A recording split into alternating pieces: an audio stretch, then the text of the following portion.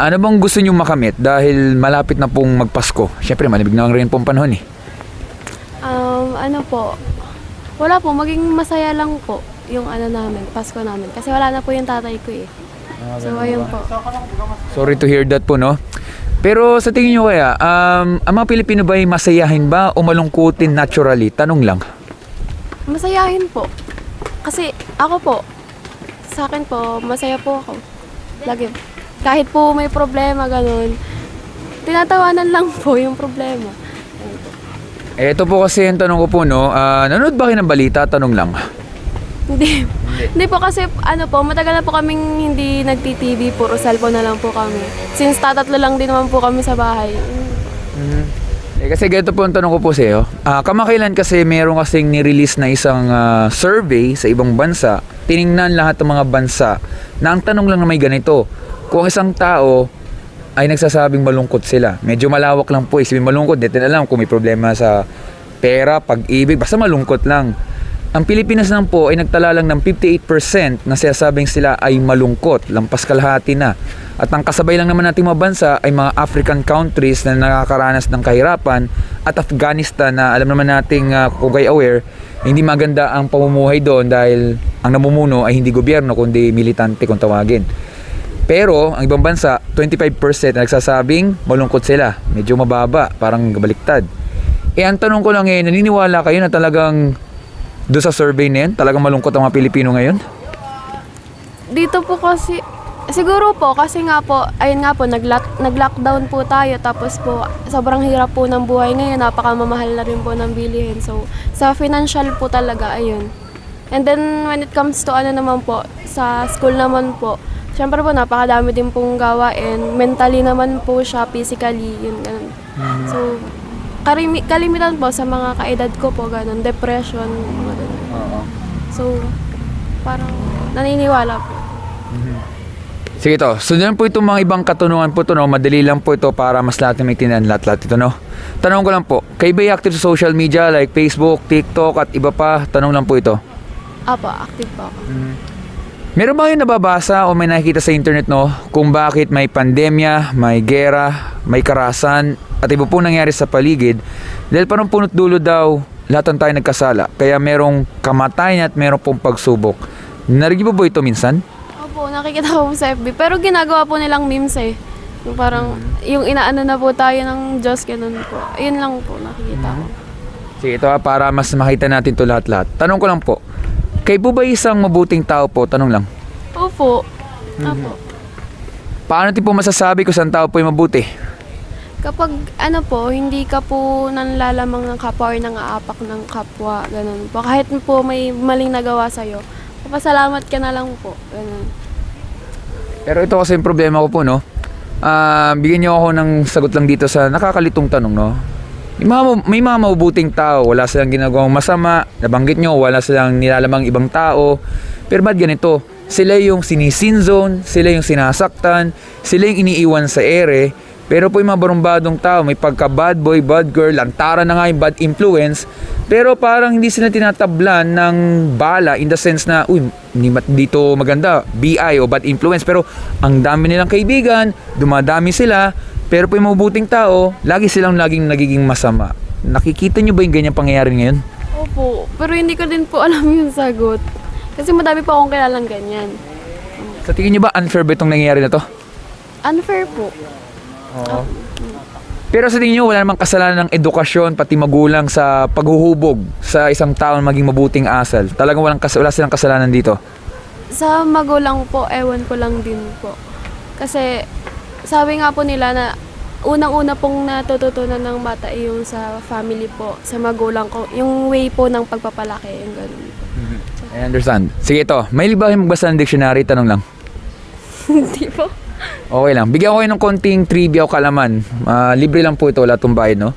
Sabi kasi sa dictionary, pag sinabi na nating mabuti daw o good, ito daw ang tinatawag na moral excellent o morally upright. Sabihin ng moral, ugali ng tao, karakter sa panloob. Para siya sabi, wala daw ginagawang masama, krimen, at wala daw sinasaktan na tao kahit sanggol. Pero tingnan natin po itong mabibilis sa tanong kung talagang tama ang pinagsasabi ng dictionary. Kagaya nito, kayo po ba ay nakapagsinungaling po sa tanang buhay niyo po? Opo. Kaya sinungaling. Yun nga po, ang problema, lahat po talaga tayo guilty kasi ang una pong matutunan ng bata ay magsinungaling at lahat talaga tayo dito ay palpak. Pero ito po, kayo po ba ay nakapagnakaw po ng isang gamit, kahit po ng lapis, ballpen, barya, kahit anong pang halaga, kahit sa internet? Nakaw po. Hindi ko po tanda pero lagi pa ako nagpapahalam. Alam po. Hindi po. Never? O wala kayong maalala? Pwede po ba yung, counted po ba yung nasimot, ganun? Well, technically, pwede rin counted ng nasimot, lalo na kung hindi ito naibalik sa totoong may-ari. Ayun po. Ballpen po. Sa ano po. Oh.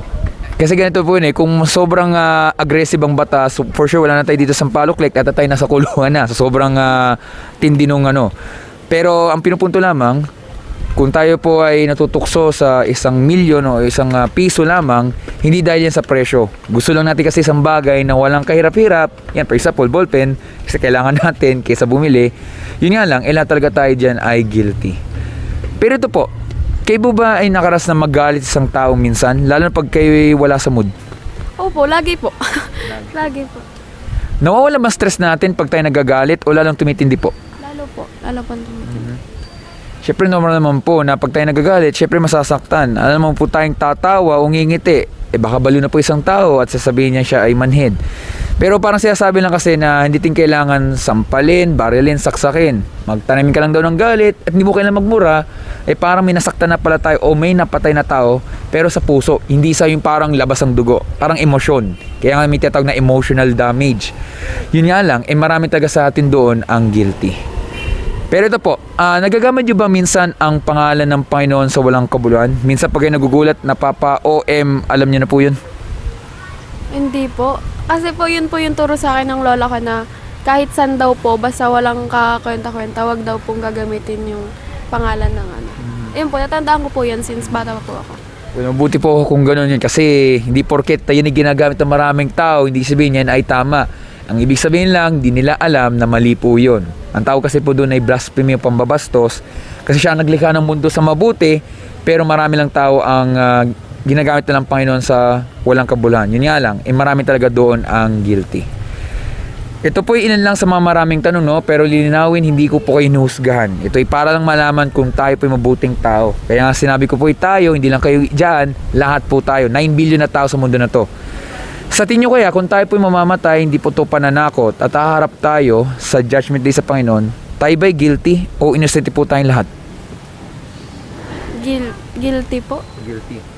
Sa tingin nyo kaya, saan kaya kayo pupunta? Tanong lang. Sa langit kaya o sa impyerno po kayo pupunta? Tanong lang po ito. Langit po. Bakit po kaya? Kasi po ano po,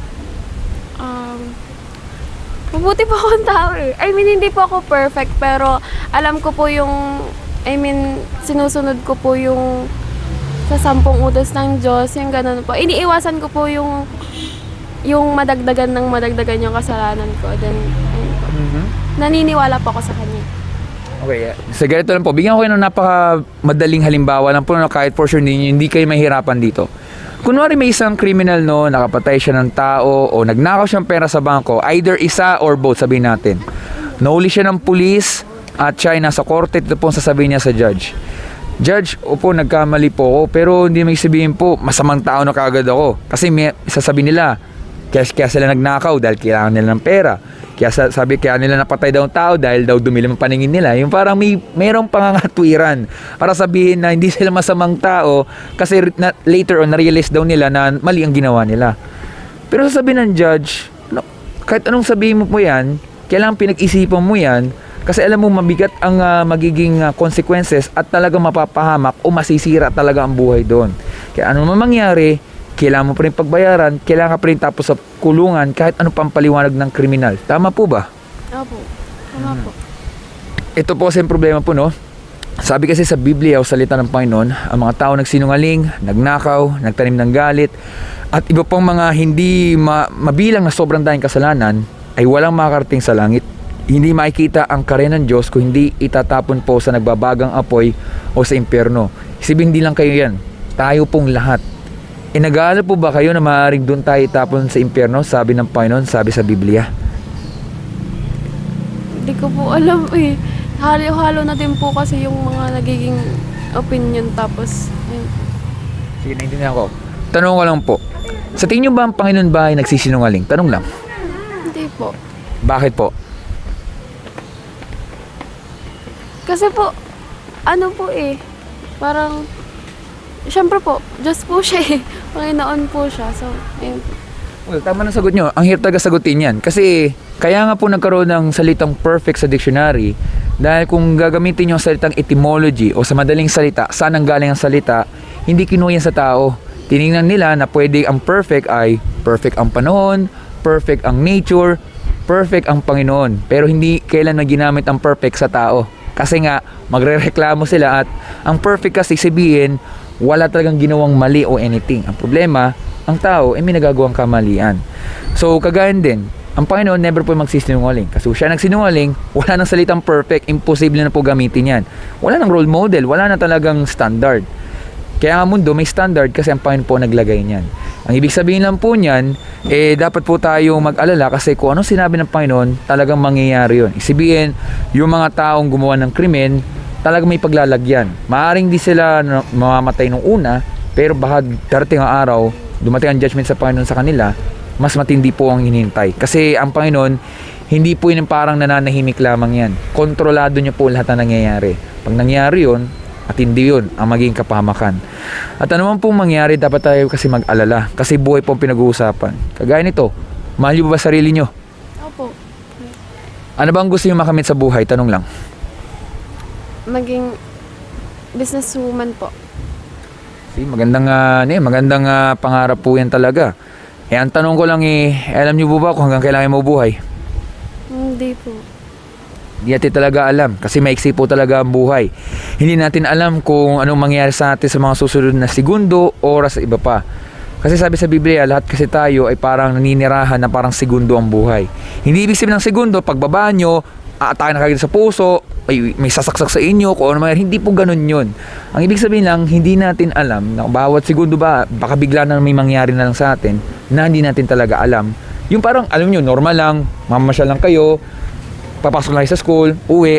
Yung ganun yung cycle tapos biglang hindi natin alam may ganun pangyayari. Yun yung ibig sabihin ng unexpected. Pero hindi para takutin natin mga sarili kasi ibig sabihin, ito po kasing realidad. Matanggap natin na mahina tayo, pumapalpak tayo at may mga pagsubok. Pero bagamat nakapag-alala talaga ang buhay anuman mangyari dahil sa impyerno talaga tayo tatapon, pwede po magbago ang lahat-lahat kapag narinig natin itong salita na to. Narinig ba yung salitang mercy? Opo. Ano ibig sabihin ng mercy? Have mercy on us. Parang ano po? Ano? Wait lang, ang hirap i-explain eh. Parang mercy. Ano sa Tagalog ng mercy? Parang sadali. Teka, ang hirap nga po i-explain eh. Parang magbigay ka po ng ng awa. Awa po. Awa. Mercy. Tama.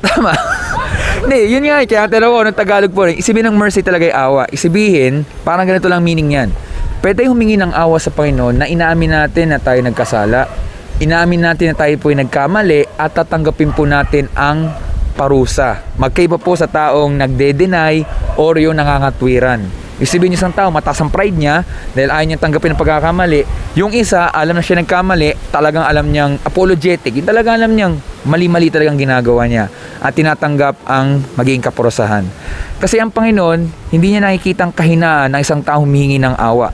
Bagkus, mas gusto pa nga niya yung mga tao hingi sa kanya ng awa at yung talagang alam na litong-lito ang buhay at kailangan ng tulong sa kanya. Kasi hindi natin talaga kayang iligtas ang ating sarili sa ating kakayahan. Kasi talagang papalpak tayo, anuman po ang mangyari. Pero pag tayo humingi ng awa sa Panginoon, kasi ang Panginoon kasi ay mayaman, hindi lang sa galit sa Panginoon, galit siya sa kasalanan, etc. Pero mayaman siya sa mercy o yung biyaya, na kung saan ibubuhos po sa mga taong lalapit sa Kanya ng may awa o may kahabagan. Dahil pwedeng magbago ang takbo ng mga kaso. Ito po ang tanong. Ano kaya ginawa ng Panginoon upang hindi tayo tapon sa impyerno at tayo makalis po sa judgment day? May naiisip po ba kayo?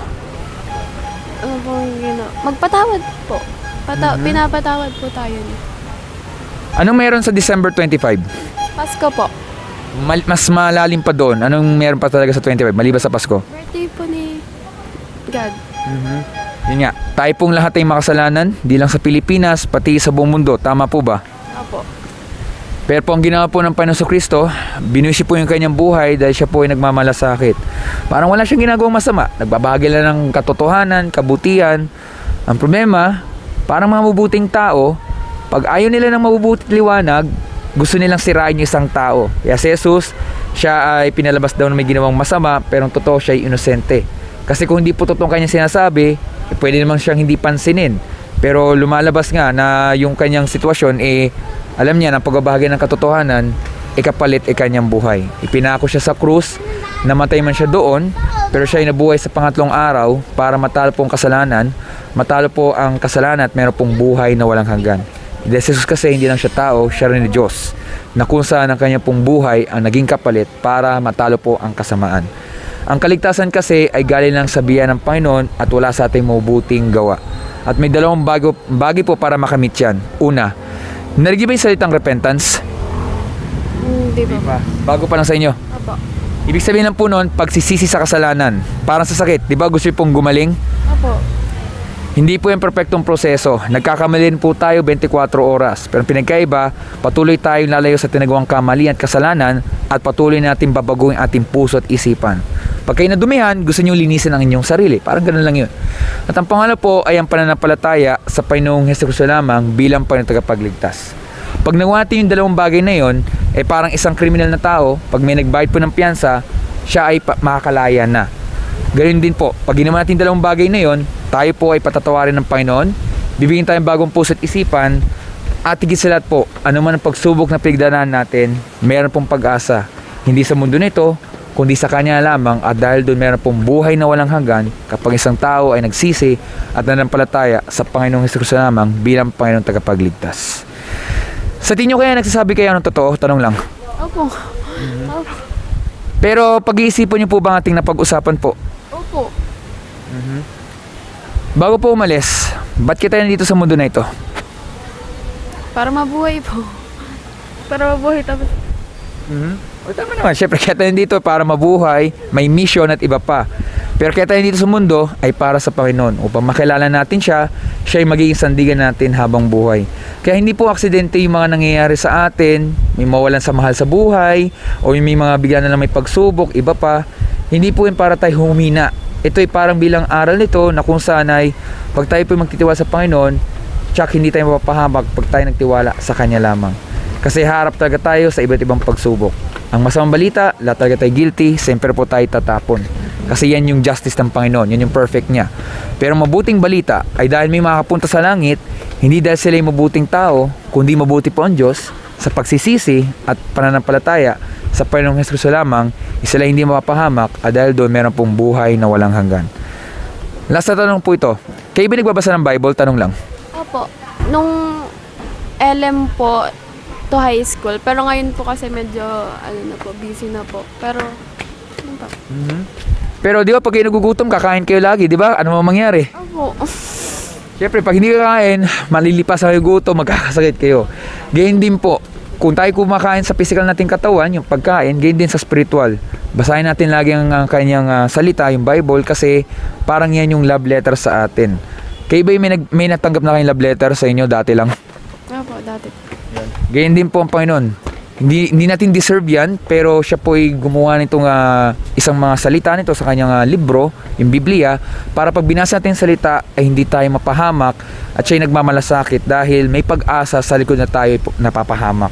Pag binasa natin yung kanyang salita, tsak hindi tayo mapapahamak at dahil po doon, yan yung magiging sinsandigan natin hanggang sa huli. Maraming salamat po. Meron ba yung katanungan po? Wala po. Maraming salamat po at mag-ingat po kayo.